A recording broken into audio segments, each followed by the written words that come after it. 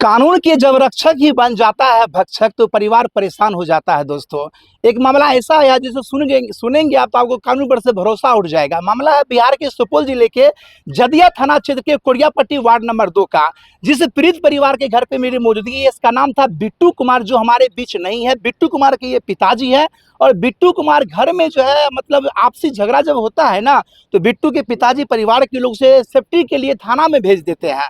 इससे पहले भी गया था थाना, लेकिन वो स्वेच्छा से वापस आ गया था। लेकिन कल की बात है कि जब उसे थाना में भेजा गया था स्वेच्छा से रखने के लिए, लेकिन उसकी संदिग्ध तरह से मौत हो जाती है। अब जरा गौर कीजिए, जो परिवार अपने बेटों को भेजता है थाना में स्वेच्छा से ताकि वहां सेफ्टी से रह सके, वहां पे उसकी मौत हो जाती है, तो प्रशासन पे सवाल बनता है कि आखिर आपके थाना में किसी की मौत क्यों हो गई। क्योंकि बिट्टू जो है वो शादीशुदा थे, उनके एक बच्चे भी थे, उनके परिवार थे, उनके पिताजी है, देख सकते हैं सुखाकुल परिवार है। हम जानने का प्रयास करेंगे आखिर थाना जहाँ पे सेफ्टी का काम होता है, जहाँ प्रशासन लोग रहते हैं और A to Z सुरक्षा दी जाती है, वहां पे बिट्टू कुमार की संदिग्ध मौत क्यों हो जाती है। हालांकि सूत्रों से पता चला कि उनकी बिट्टू कुमार ने टेंशन के चलते सुसाइड किया, लेकिन क्या सच्चाई है हम ग्राउंड पे उतर करके बताने का प्रयास करेंगे। क्या नाम हुआ आपका? नंदन कुमार यादव। बिट्टू कौन था आपका? मेरा लड़का था। बड़ा छोटा था? छोटा वाला। छोटा लड़का था। जी। बिट्टू को आप क्यों थाना भेजे थे?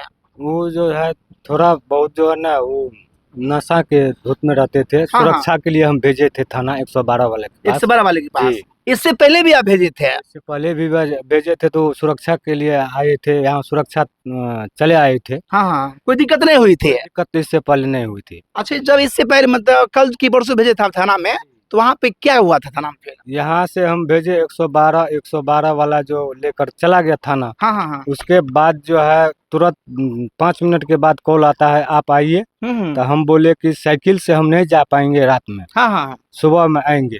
सुबह में हम भी इंतजार करने लगे। उसके बाद रवन यादव, बड़ा बाबू जो है रवन यादव को 112 गाड़ी भेजे। हाँ हाँ। हम जो है सुबह उठ करके जो मुँह हाथ धोए और रवन यादव बोला कि आपको बड़ा बाबू बुला रहा है, आप चलिए। हम जैसे थाना के अंदर गए तो वहाँ पर पुलिस प्रशासन पूरा तैनात था। उसके बाद जो हमको जाने नहीं दे रहा था, तो रवन बोला कि ये लड़का का गार्जियन है, इसको जाने दीजिए। रवन कौन है ये यहाँ का जो है ग्रामीण है। ग्रामीण है जी। हाँ हाँ। इससे पहले भी जो है श्याम बाबू भी बैठा हुआ था चैम्बर में। जी जी जी। उसके बाद हम गए चैम्बर, हमको देखने के लिए नहीं दिया कि नहीं बोला कि आपका लड़का सुसाइड कर लिया कि नहीं कर लिया। हमको चैम्बर में बुला करके जो है उससे पहले बातचीत घुमा फिरा करके जो बोल रहे थे, 10 मिनट के बाद बोल रहे हैं श्याम बाबू जो आपका लड़का खत्म हो गया। हमको जो है टेंशन हो गया तुरंत। तब मेरा मोबाइल निकाले तो मेरा बड़ा वाला नंबर, लड़का का नंबर निकला। उसको हम बोले बाबू कहाँ है? तो बोला कि जो हम जो है खेत जोत रहे हैं। तो कौन कौन है वहाँ? तब वहाँ बोला चाचा है। तो ट्रैक्टर से दोनों चाचा भतीजा खेत जोत रहे थे। उसके बाद हम बोले कि मेरा लड़का बोला कि क्या बात है? तो हम बोले इमरजेंसी कॉल है बाबू आ जाओ। तो फिर श्याम बाबू जो है हमसे मोबाइल ले करके अमलेश से बात किए, जो अमलेश तुम भी आओ।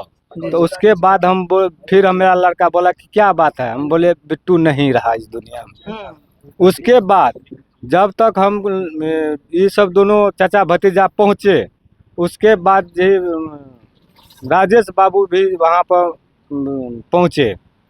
उसके बाद हमको नहीं पूछा गया जो चलिए चाल करके देख लीजिए आपका लड़का फांसी लटका हुआ कि नहीं है। तो हमको तो नहीं जाने दिया, नहीं बात करने के लिए मोबाइल से हमको बोला कि जो बात मत कीजिए, छोड़ दीजिए।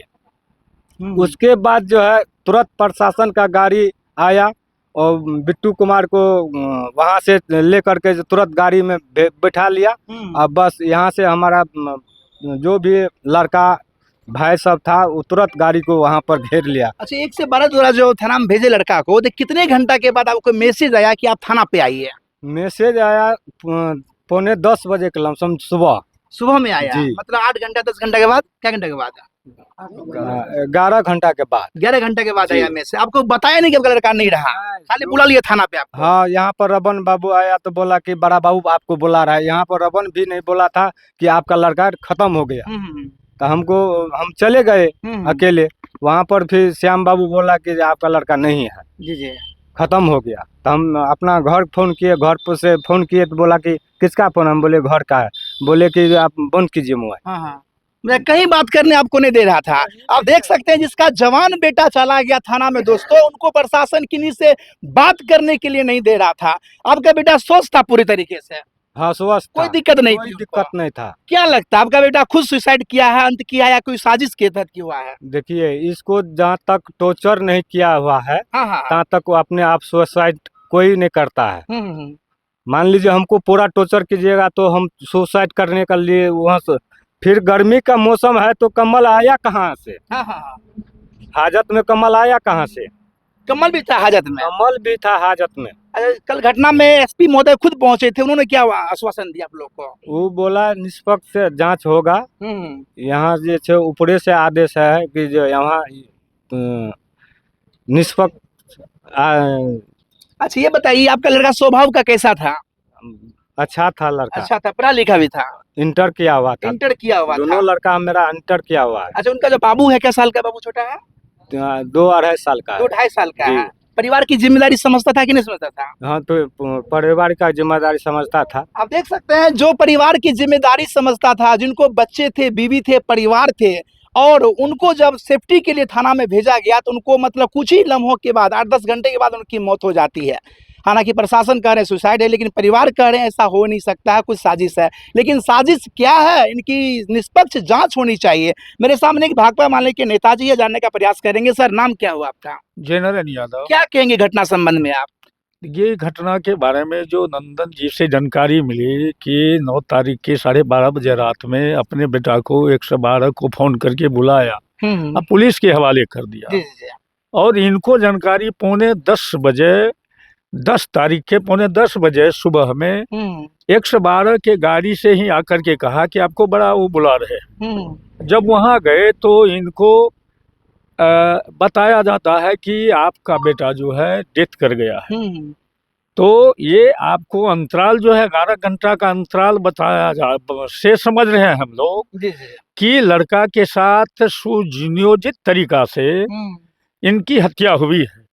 और फांसी थाना में जाता है आदमी सुरक्षा के लिए, बिल्कुल। और वहाँ सुरक्षा के एवज में जो है इनकी लाश मिलती है इनके परिवारजनों को। इससे दुखद घटना भी उत्तर बिहार में आज तक देखने के लिए नहीं मिला। ये तो पूरा शर्मसार कर रहा है। हम डीएम और एसपी को कहेंगे कि आप अपने स्तर से जो जनता के बीच में 10 तारीख को आपने जो एग्रीमेंट किया है कि हम मृतक के आश्रित को उचित मुआवजा देंगे, और थाना का जो भी कर्मी ये बिट्टू की हत्या में शामिल होगा उस पर हम कड़ी कार्रवाई करेंगे। तो अभी तक जो है एसपी साहब तो प्यूरिफाइड बुझिए जो न्याय पसंद है, और बाकी किसी पर हम लोगों का भी भरोसा नहीं है। तो एसपी चाह लेंगे तो दूध का दूध पानी का पानी हो जाएगा, नहीं तो भाकपा माले जो है बड़ी लड़ाई इस बिट्टू हत्याकांड को लेकर के बड़ी लड़ाई का आंदोलन तेज करेगी। चूंकि लोग थाना को सुरक्षा गृह समझता है, और सुरक्षा गृह में जाने के बाद उधर से लाश मिलता है, इससे निंदनीय दूसरा कोई भी सवाल नहीं हो सकता है।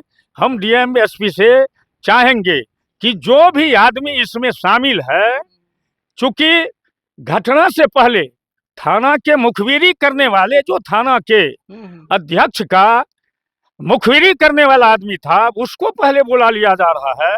बाद में सारा योजना बनाए जाने के बाद जो है मृतक के परिवार को जानकारी मिलती है। इससे पूरा मामला जो है जाहिर करता है कि इनकी हत्या की गई है। वो बहाना फांसी का है, निशाना कुछ और है।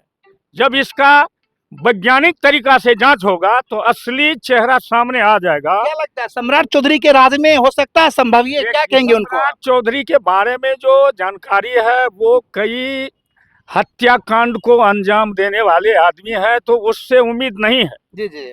हमको जो सुपौल जिला का एसपी है और डीजीपी है, सुपौल जिला के एसपी पर पूरा भरोसा है कि वो जनता को न्याय देने के लिए आए हैं। उसको पार्टी सिलेट से कोई वास्ता नहीं बुझा रहा है।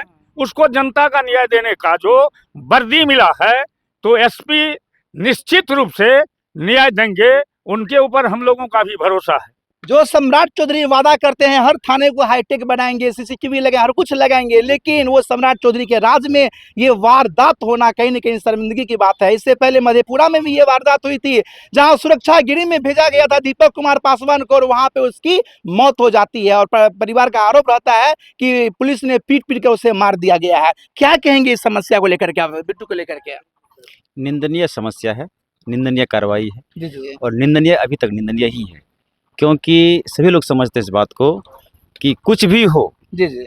पुलिस तो शक के घेरे में है ही। जब हाजत में मृत्यु हो जाती है तो जवाबदेही तय तो होगी ना। बिल्कुल बिल्कुल। कौन ड्यूटी में था और किसकी लापरवाही थी और कौन कौन लोग घटना में शामिल है, ये तो जांच का विषय है ही। और निष्पक्ष जांच होने की वजह से और न्यायिक जांच होने की वजह से, एसपी साहब के ईमानदारी की वजह से ये चीज़ उजागर हो सकता है, अगर वो चाह ले तो। अगर बिहार में जिस तरह से सूखा नशा का प्रकोप बढ़ रहा है, तो लोग सुरक्षा की दृष्टि से लोग थाना भेजते हैं अपने बच्चे को, और जहाँ पे थाना में जैसा कांड हो जाता है, लोग कहाँ भेजेंगे अपने बच्चे को? तो लोगों को तो इसका मतलब ये हो गया कि अगर थाना भी असुरक्षित रह गया तो लोगों को प्रशासन पर से भरोसा कंप्लीट खत्म हो जाएगा, और फिर लोग अपने स्तर से न्याय का तलाश करना शुरू करेंगे। आइए तो दिखाते हैं बिट्टू के जो छोटे से मासूम बच्चे हैं, उनको हम दिखाने का प्रयास करते हैं। देखिए यहाँ पे जिस बिट्टू की बात चल रही है वो बिट्टू की पत्नी है, और बिट्टू के मासूम 2.5 साल का बच्चे हैं दोस्तों, गोदी में देख रहे हैं। और यही मासूम बच्चे जो है आशित राज जो है अपने पिताजी को मुख अग्नि दिए है। बगल में बिट्टू की माँ है जो कि मतलब बेसुध अवस्था में पड़ी हुई है। हम पत्नी से जानने का प्रयास करेंगे कि आखिर क्या बिट्टू को क्या ऐसा आन परी वो खुद को अंत कर लेता है। क्या नाम है आपका? काजल कुमारी। काजल कुमारी। शादी कब आपकी हुई थी बिट्टू से? 2022 में। 2022 में हुई थी। बिट्टू स्वभाव का कैसा लड़का था? अच्छा लड़का था। अच्छा ये बताइए उस दिन क्या ऐसा हो गया जो बिट्टू को आप लोग जो है ना थाना भेज दिए? शराब पिए थे। शराब पी लिया था इसीलिए भेज दिए थे? हाँ। तो इससे पहले भी एक बार भेजे थे आप लोग थाना में, तो सुरक्षित वापस आ गया था? हाँ। तो इससे पहले भेजे थे, क्या हुआ था इससे पहले भी? कुछ नहीं, वैसे बदमाशी किया था। तो इस इधर जो शराब पी लिया था लोग थाना भेज दिए थे, थाना क्यों भेजे थे आप लोग? सुरक्षा के लिए। क्या लगता है बिट्टू की जो मौत हुई है, बिट्टू खुद अपने आप को अंत कर लिया या कुछ और बात है? ओकरा मारल गली पहले मार लग गई है। मारा है उसको? हाँ। कौन मारा होगा उसको? प्रशासन मारा होगा। लगता है कि बिट्टू कभी ऐसा कर सकता था? नहीं लगता है। अच्छा बिट्टू को अपने बच्चे से प्यार था? हाँ। सबसे प्यार था? मम्मी से, पापा से? सबसे। खाली नशा करता था वो? हाँ, कभी कभार नशा करता था। देख सकते हैं दोस्तों, जो बिट्टू की पत्नी है, बच्चे हैं, माँ है, पिता है, ये भाई है, भाई आप है ना बिट्टू के, ये भाई है, सब कुछ परिवार में है, हर कुछ है। वो बिट्टू खुद को अंत क्यों करेगा?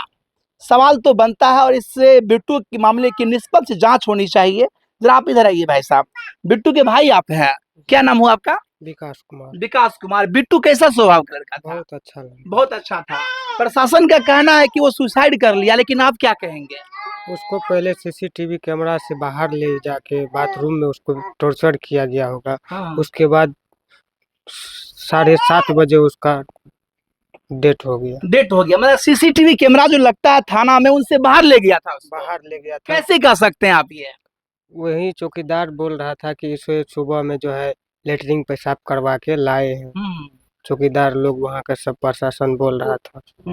इसी आप देख सकते हैं दोस्तों, बिट्टू के साक्षात भाई बोल रहे हैं कि सीसीटीवी कैमरा जो लगी हुई थी, उनसे बाहर उसको ले जा करके उसके साथ मारपीट किया होगा उसके साथ। मारपीट किया होगा। तो जो प्रशासन के पास सुरक्षा की दृष्टि से भेजा जाता है किसी कैदी को, और वहां प्रशासन ही उनके साथ इस तरह से वारदात करेंगे, तो सवाल तो निशाने पे बनता है। बिट्टू की माँ यहाँ पे। चाची नाम क्या हुआ आपका? निर्मला देवी। बिट्टू कैसा लड़का था आपका? बेटा हमारा अच्छा था। स्वभाव कैसा था उसका? अच्छा तो। आपसे कैसे बात करता था, मानता था आपको? अच्छा बहुत। अच्छी बताइए, आप लोग उसको थाना क्यों भेजते? सुरक्षा के लिए? बाबू हम नहीं भेज रहे हो। कौन भेज दिया था उसको थाना? पुलिस ले गए। आप लोग फोन किया था, ले गया? नहीं हम नहीं खेलिए। नहीं किए। तो क्या लगता है बिट्टू कभी ऐसा गलत कदम उठा सकता था? नहीं हो हमार बाबू बिना हमरा बिना कानून रहे क्या लगता है आपके बिट्टू को कौन मार दिया होगा? हम नहीं देखलिए के मार ये देखिए देखिए, मतलब माँ बेसुध हो रही है और माँ को पानी दीजिए, इसको दांती लग गया शायद, पानी दीजिए इसको। देख सकते हैं जिसका जवान बेटा दुनिया छोड़ के चला गया हो, उस माँ पे क्या बीतेगी। लेकिन मेरा कहना है प्रशासन से कि जो प्रशासन रक्षक होता है वही अगर परिवार का भक्षक बन जाए तो ये देश टिक सकता है क्या?